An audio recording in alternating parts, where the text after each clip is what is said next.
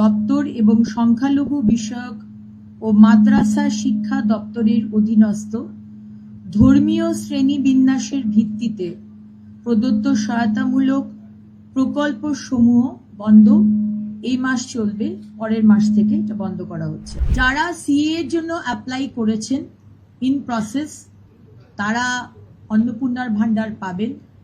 যারা ট্রাইব্যুনালে অ্যাপ্লাই করেছেন তারা অন্নপূর্ণার ভান্ডার পাবেন।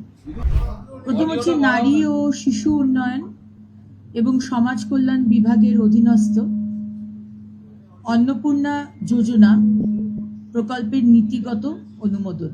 2 নম্বর, 2026 সালের 1 জুন থেকে পশ্চিমবঙ্গ রাজ্যের সমস্ত সরকারি বাসে পশ্চিমবঙ্গের মহিলাদের জন্য বিনামূল্যে পরিবহন প্রকল্পের নীতিগত অনুমোদন।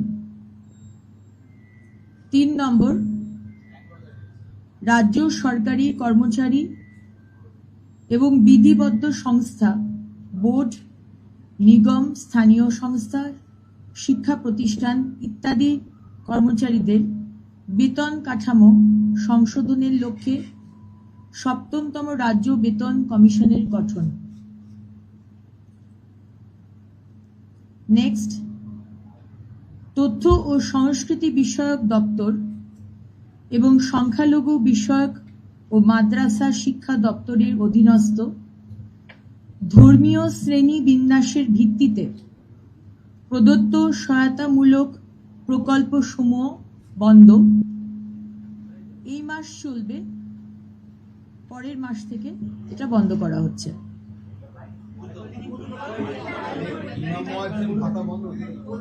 ডিটেলস নোটিফিকেশন দেওয়া হবে, আপনারা তখন জানতে পেরে যাবেন।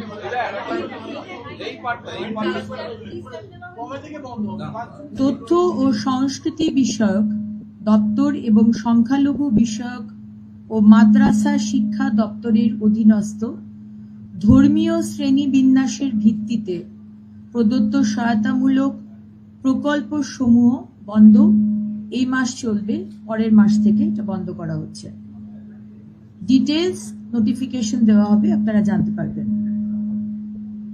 2011 WPO 60 এবং সংযুক্ত মামলা সমূহে মাননীয় কলকাতা হাইকোর্টের ডিভিশন বেঞ্চে 22/5/2024 তারিখের রায়ের প্রেক্ষিতে পশ্চিমবঙ্গ সরকারের অধীনস্থ চাকরি ও সরকারি পদে অন্যান্য অনগ্রসর শ্রেণীর জন্য সংরক্ষণের শতকরা হার রাজ্য তালিকাভুক্ত অন্যান্য অনগ্রসর শ্রেণীর তালিকা পুনর্বিবেচনা এবং উপশ্রেণী বিভাগ বাতিলকরণ, মানে নতুন করে এনকোয়ারি হবে এবং হাইকোর্টের নির্দেশ অনুযায়ী যে সমস্ত গোষ্ঠীকে ইনক্লুড করার কথা বলা হয়েছে রাজ্য সরকার সেই বিষয়ে সিদ্ধান্ত নেবেন। এই কটি বিষয় আপনাদের বলা ছিল।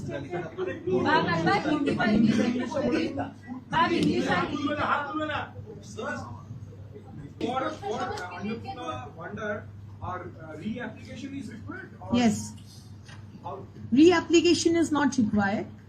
যারা যারা লক্ষ্মীর ভান্ডার পেতেন তাদেরই নাম আবার করে অন্নপূর্ণার ভান্ডার, জাস্ট নামগুলো ট্রান্সফার হয়ে যাবে এই স্কিমে।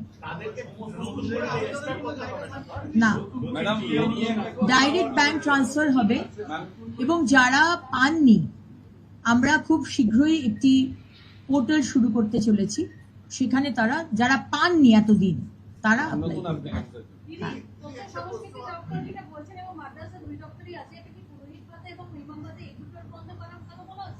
সেটা ডিটেলসে নোটিফিকেশন বেরোবে, তারপর আপনারা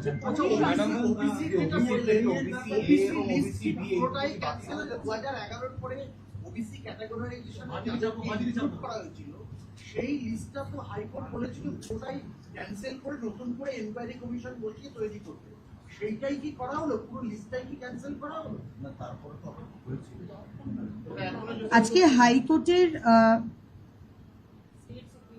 নতুন করে এনকোয়ারি হবে এখানে বলা হয়েছে এবং হাইকোর্টের নির্দেশ অনুযায়ী যে সমস্ত অলরেডি হাইকোর্ট বলে দিয়েছেন সেই সব সমস্ত গোষ্ঠীকে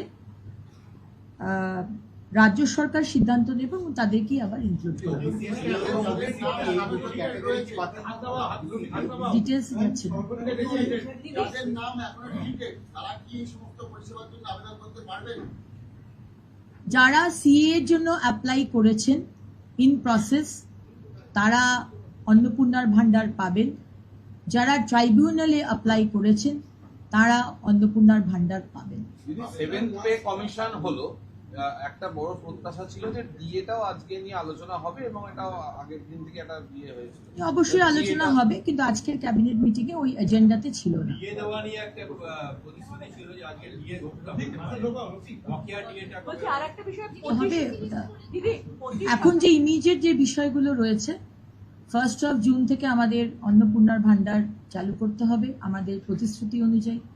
সুতরাং সম্মানীয় মুখ্যমন্ত্রী সেই বিষয়ে প্রায়োরিটি ওয়াইজ এই বিষয়টিকে রাখা হয়েছে। সরকারি বাসে মহিলারা বিনামূল্যে যাতায়াত করবেন সেই বিষয়টিকে রাখা হয়েছে। So, যা যা প্রায়োরিটি সেগুলো নিয়ে ডিসকাশন। সুপ্রিম কোর্ট আজকে সরকারি বাসে যে মহিলাদের যে ভাড়া ফ্রি করে দেওয়া হয়েছে, দিদি সরকারি বাসে মানে সরকারি পরিবহন ব্যবস্থাটাই তো নতুন করে ভঙ্গুর অবস্থাতে রয়েছে, বাস তো দেখাই যায়। তো সেক্ষেত্রে এই সুবিধা নেওয়ার জন্য বাসের সংখ্যা কি বাড়ানো হবে বা নতুন করে এই মুহূর্তে বাসের সংখ্যা বাড়ানোর বিষয়ে কোনো ডিসিশন হয়নি।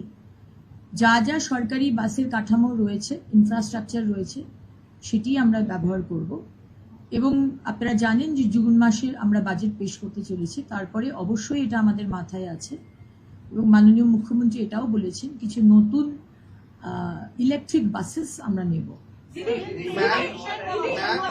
দিদি সুপ্রিম কোর্ট যে 25% কথা বলেছিল সেটা সবাই এখনো পায়নি, বিশেষত যারা অধ্যাপকরা যারা রয়েছেন, মিউনিসিপ্যালিটি যারা রয়েছে, সেই 25% বকেয়া দিয়ে তারা অনেকেই পাননি। সেগুলোর ক্ষেত্রে কিছু আলোচনা হয়েছে? আজকের ক্যাবিনেট মিটিং এ এইটুকুই যেটা আপনাদের বললাম ওটাই আলোচনা।